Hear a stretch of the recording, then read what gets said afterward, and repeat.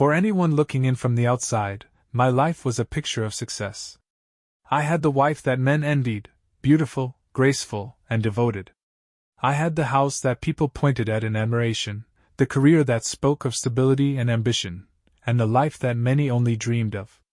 But the cruelest trick of fate is that sometimes the most perfect things hide the deepest cracks, and by the time you notice them, it's already too late. Anna and I had been together for 10 years.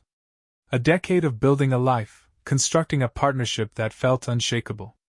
We met in college, that typical love story of a charming, confident young man catching the eye of the most radiant woman in the room. From the moment I saw her, I knew she was special.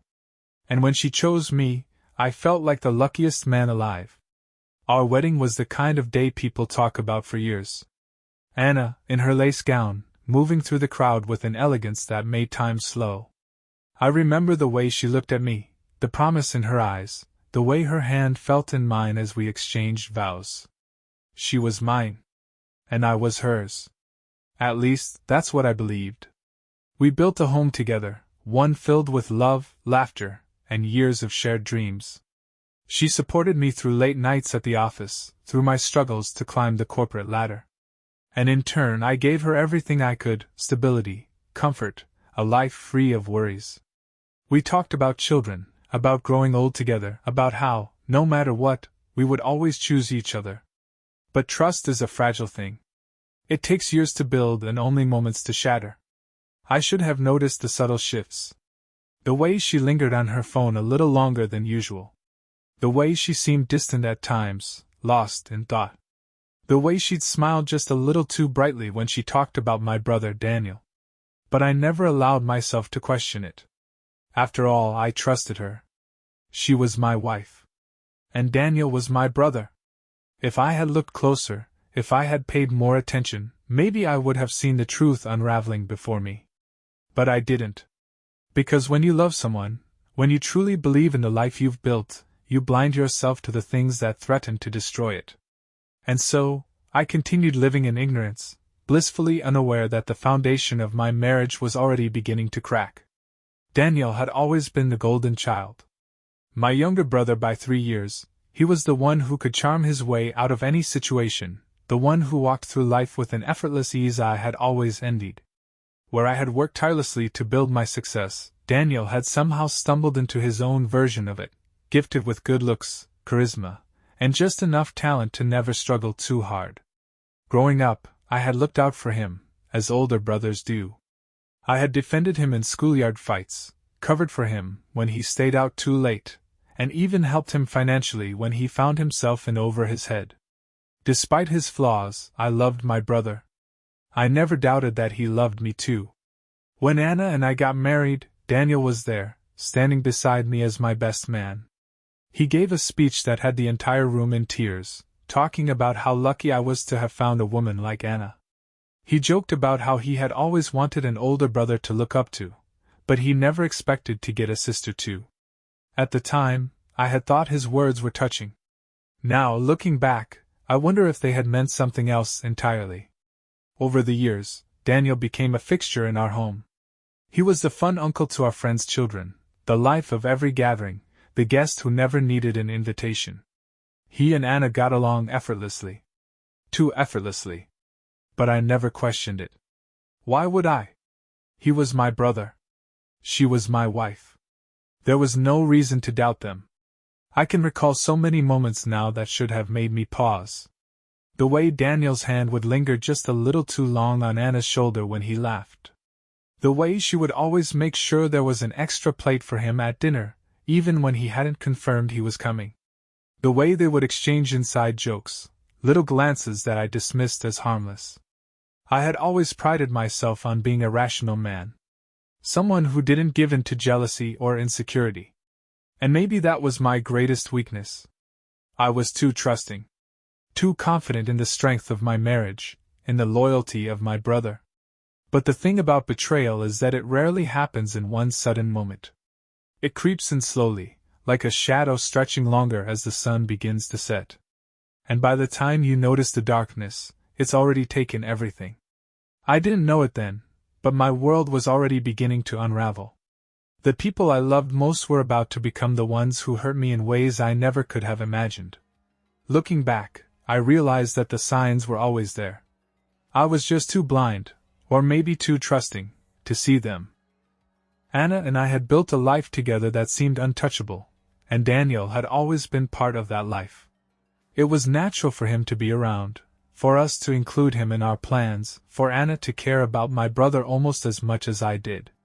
But then, things started to change. Slowly, subtly, in ways that didn't seem important at the time but now stand out like flashing warning signs. Anna started to pull away from me, not in an obvious way, not in a way that screamed something was wrong. It was in the little things. She started going to bed earlier, turning away from me when we used to fall asleep tangled together. She started dressing differently, paying more attention to her appearance even on days when she had nowhere to be. At first, I thought she was just going through a phase, maybe trying to feel more confident, more youthful. But then I noticed how she acted when Daniel was around. She laughed a little louder at his jokes, even the ones that weren't particularly funny. She lit up in a way I hadn't seen in a while. And then there were the stolen glances, the ones I had ignored for so long but now seemed impossible to overlook. Daniel, too, had changed.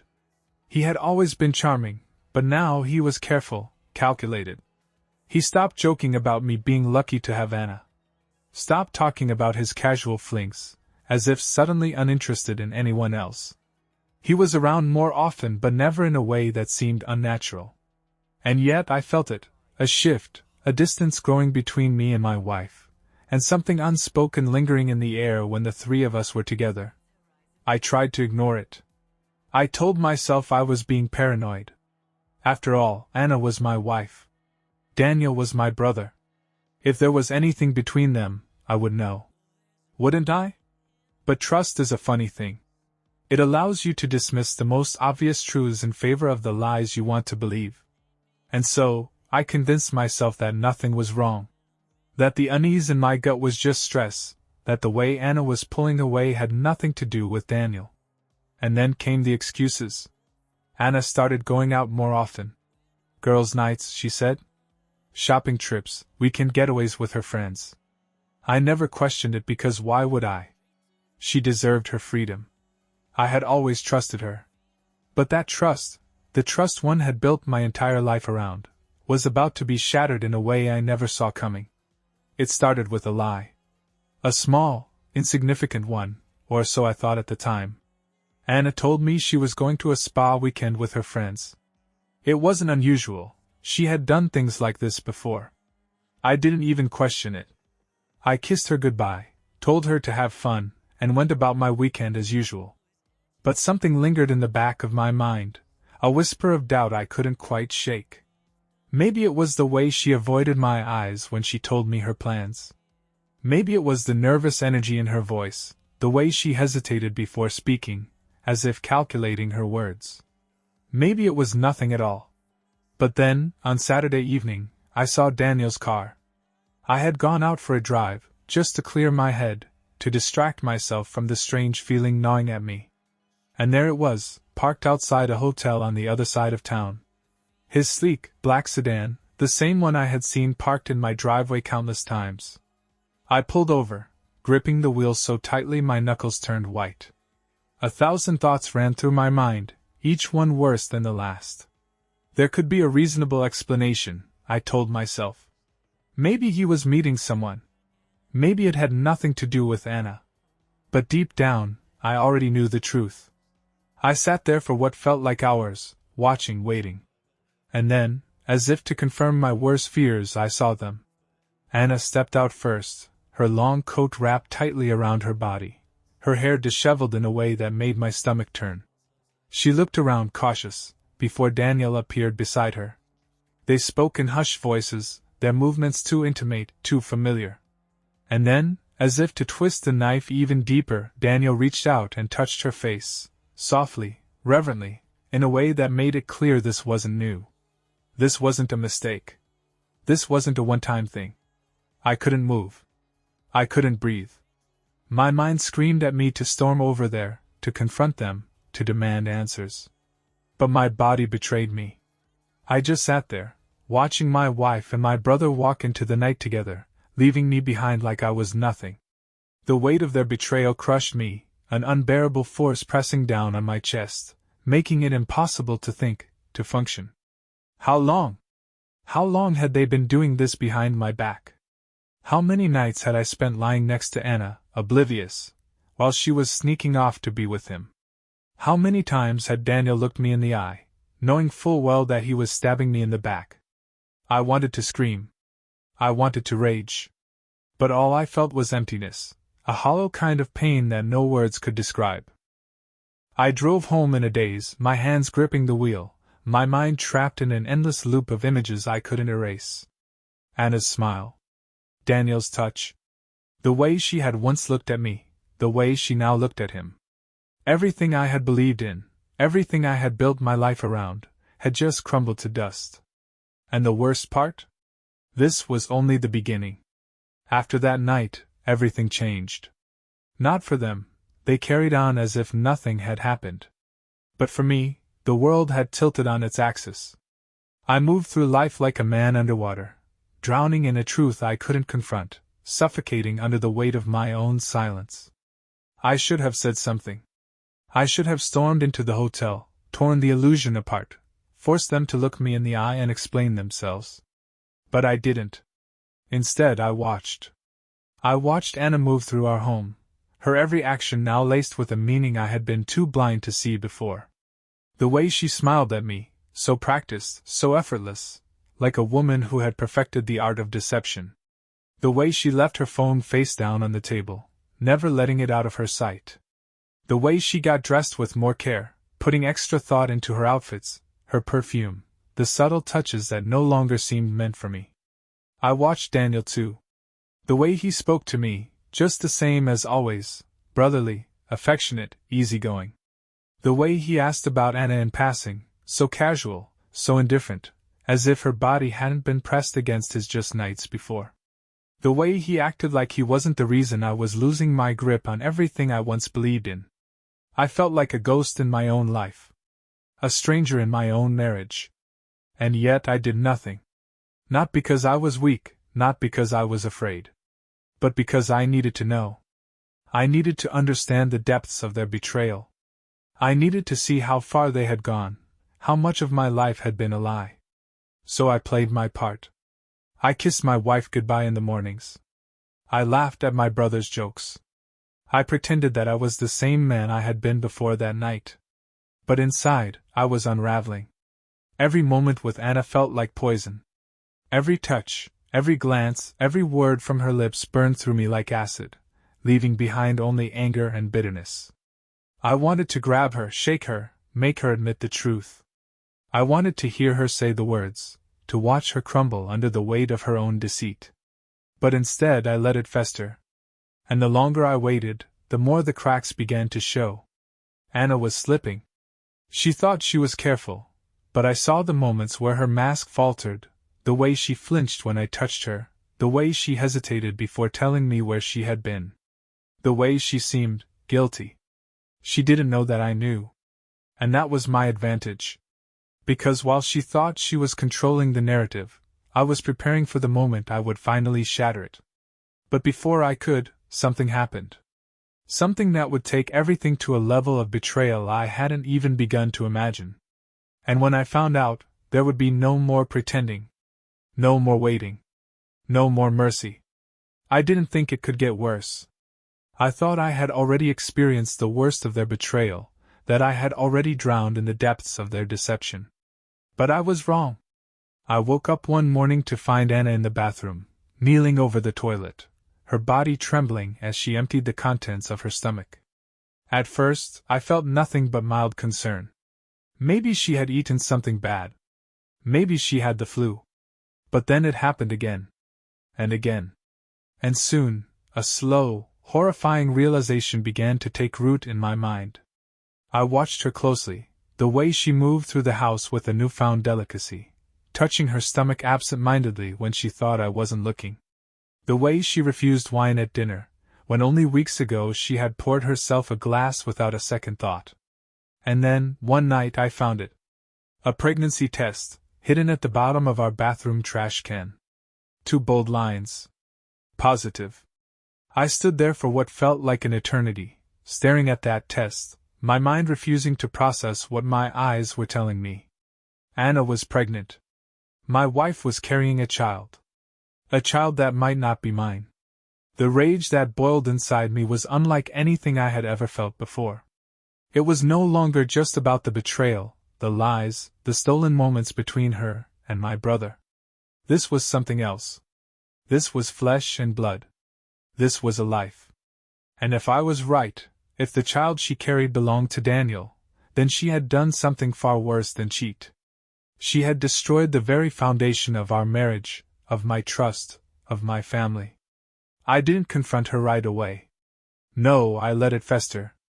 I watched as she hesitated to tell me, as she carried on with her routine, waiting for the right moment to drop the bomb on me. And when she finally did, when she sat me down, took my hands in hers, and told me she was pregnant, I forced myself to smile. I pretended to be the loving husband, the excited father-to-be. I kissed her forehead, held her close, whispered how happy I was. And all the while, my heart pounded with one singular, unrelenting thought. I needed to know the truth. I needed proof. Because if the child in her womb wasn't mine, then everything I had once believed in, everything I had spent my life building, was already dead. And I would make sure that the people who had destroyed it paid for what they had done. I moved through the next few weeks like a man walking a tightrope, balancing between the role of the devoted husband and the storm of fury building inside me. Anna's deception had already stripped me of my dignity, but this was something else entirely. She acted as if everything was normal, as if this pregnancy was the greatest blessing of our lives. I watched as she touched her stomach absent-mindedly, as she spoke about the future with the kind of excitement that made my stomach churn. I wanted to scream at her. I wanted to grab her, shake her, demand that she tell me the truth. But I didn't. Because I wasn't stupid. I needed proof. And so, I played along. I held her at night, whispering words of love while my mind raced with calculations. I touched her stomach with feigned tenderness, knowing full well that the life growing inside her might be my brother's. I told her we needed to be sure everything was okay, that we should get all the necessary tests done, genetic screenings, paternity confirmation, just to be responsible. And she smiled at me, nodded eagerly, believing I was the doting husband who would stand by her side no matter what. But inside I was ice. The day of the test, I held her hand as they drew the blood, as the nurse spoke about timelines and results. And then I waited. Every second of that waiting period was agony. I barely slept, barely ate, my mind consumed with only one thought: what would I do when I had confirmation? What would I do when I held the truth in my hands? And then, the results came in. I'll never forget that moment. Sitting alone in my car, the email open on my phone, my hands shaking as I read the words that sealed my fate. Probability of paternity, 0%. Everything inside me went cold. I had suspected it. I had known deep down. But seeing it in black and white? That was something else. That was the moment my world truly shattered. Anna was carrying my brother's child. My own flesh and blood had betrayed me in the worst possible way. The weight of it crushed me, filling my lungs with something dark, something suffocating. I thought I had already felt the worst of this pain, but I was wrong. Because this was unforgivable. I gripped the steering wheel, breathing hard, feeling the edges of my vision blur with rage. I had spent weeks pretending, playing the fool, allowing them to believe I was clueless. But now I had proof. And I wasn't going to be silent any longer. By the time I stepped out of that car, my decision was made. They were both going to pay. I walked into the house that night with a sense of eerie calm, my entire body thrumming with a quiet, controlled rage. I had my proof now. The last shred of doubt had been erased. There was no more pretending, no more questioning, no more hesitation. Anna greeted me with her usual fake warmth, her hand resting over the life she carried, the child she had created with my own brother. The sight of her disgusted me. Every word she spoke, every touch she gave, felt like poison seeping into my skin. But I didn't let it show. Not yet. I ate dinner with her. I listened to her talk about baby names, about nursery colors, about a future that would never happen. I let her sit across from me, completely unaware that the life she had built on lies was about to come crashing down. And when the moment was right, I dropped the bomb. "I got the results back today," I said, my voice deceptively calm. Anna blinked at me, momentarily confused. "What results?" I pulled out my phone, scrolled to the email, and turned the screen toward her. She read it. And in an instant, everything changed. The color drained from her face. Her lips parted, but no sound came out. Her hands trembled as she stared at the undeniable truth in front of her. Probability of paternity, 0%. For the first time in months, she had no lies to give. No carefully crafted excuses. Just silence. I let it stretch between us, thick and suffocating. I wanted her to feel it. The weight of her betrayal. The magnitude of what she had done. And then, softly, I asked, "How long?" Her lips quivered. Her eyes brimmed with tears. And for a second I saw it, the brief flicker of regret, of shame. But it wasn't enough. It would never be enough. She opened her mouth, maybe to apologize, maybe to beg, but I didn't care. I stood up, towering over her, and spoke the words that would change everything. "You're leaving." She froze. What? "You're leaving this house. Tonight. Pack your things and go." Tears spilled down her cheeks. "Please, let's just talk." "There is nothing to talk about." My voice was steel. "You made your choice. Now you'll live with it." She sobbed, clutching her stomach as if that would make me care. "Where am I supposed to go?" I laughed, the sound hollow. "Maybe Daniel can tell you. After all, it's his problem now." And then, as if summoned by fate, there was a knock at the door. I already knew who it was. I opened it slowly, and there stood Daniel, my brother, the man who had destroyed my marriage, my trust, my very sense of reality. He looked smug at first.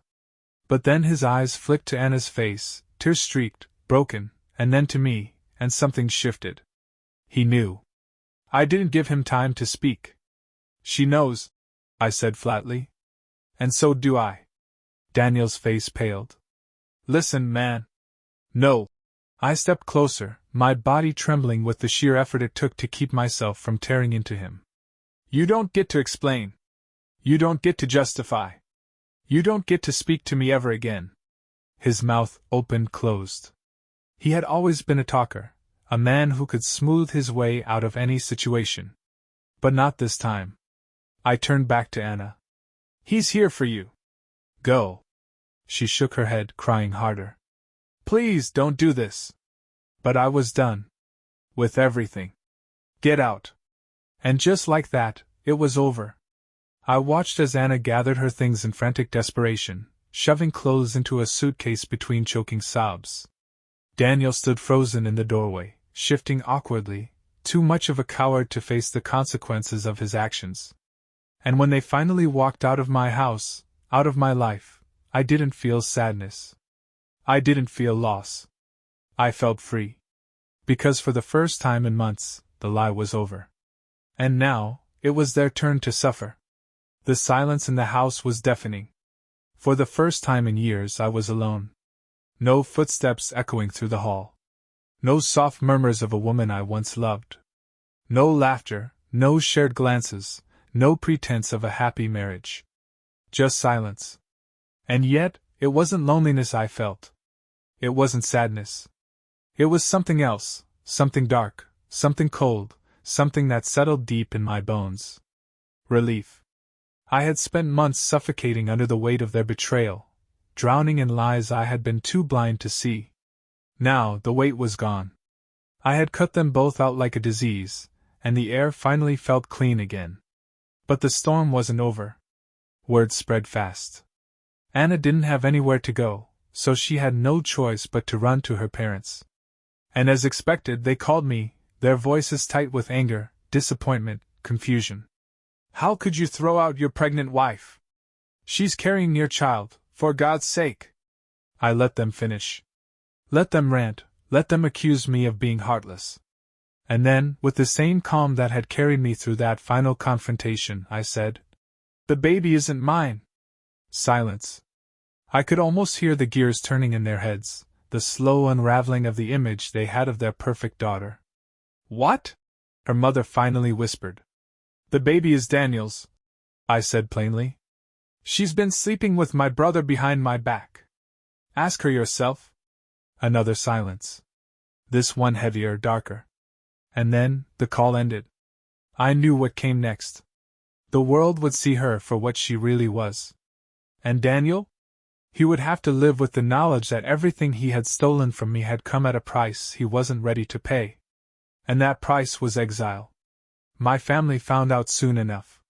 My parents, my cousins, the people who had watched us grow up together, who had always believed we were inseparable.